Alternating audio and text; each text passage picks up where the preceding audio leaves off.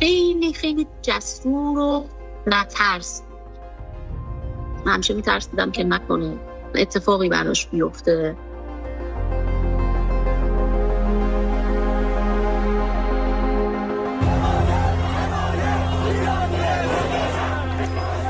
Her mother is right to be afraid. Nika doesn't know it yet, but she's being hunted.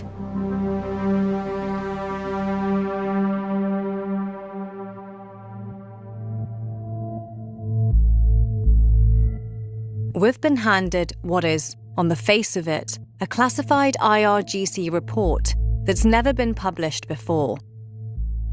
Those who supplied it to us are risking their lives, so we've reproduced it for their protection.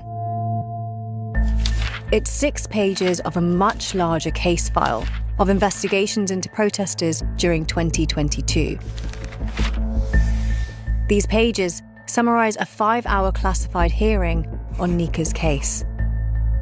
It's marked highly confidential and states it's based on extensive talks with IRGC commanders and interviews with their teams that policed the protest.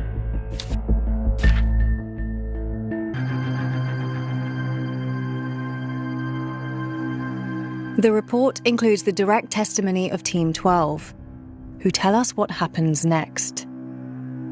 We're using actors to speak their words. A warning, they describe a killing.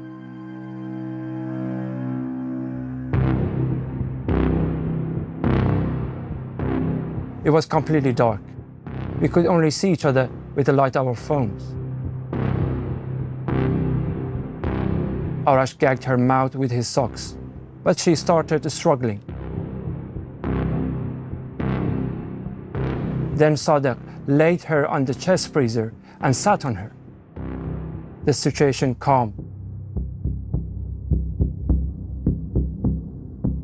I don't know what's happened, but after a few minutes, she started swearing.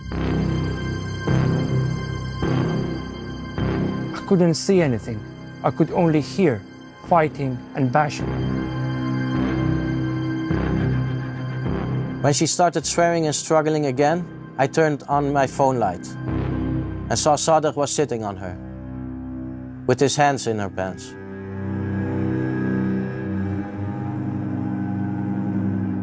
I never put my hand in her pants, but I can't deny that when I was sitting on her, I got aroused and touched her buttocks.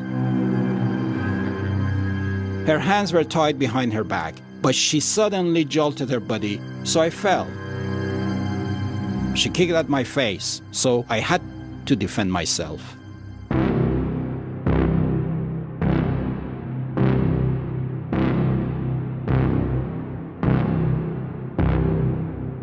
I could hear the sound of the baton hitting her and the freezer. I started to kick and punch, but really didn't know if I was hitting our guys or her.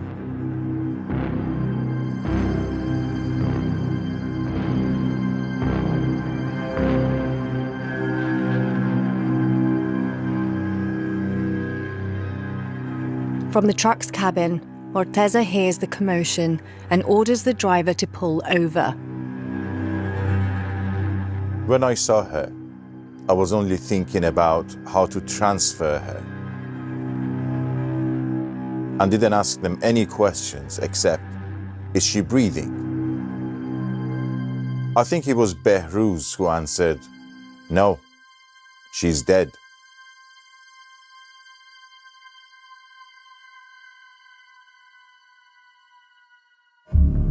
Now what? With the killing on his hands, Morteza calls Tactical Camp 114 for a third time. This time, he speaks to a more senior officer, codenamed Naeem 16, the only officer this report doesn't identify by name.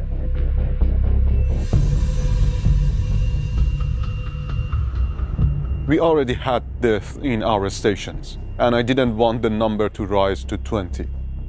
Bringing her to the camp wouldn't solve any problems. I just asked, are you sure she's dead? Morteza Jalil confirmed she was. So in my opinion, the best thing to do was dump her on the street.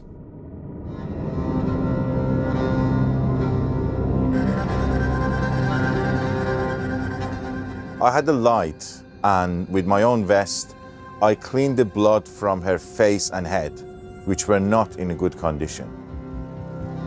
I told the driver to find a quiet street. Around Taimuri, under the Yadegar Imam Highway, we dumped the body.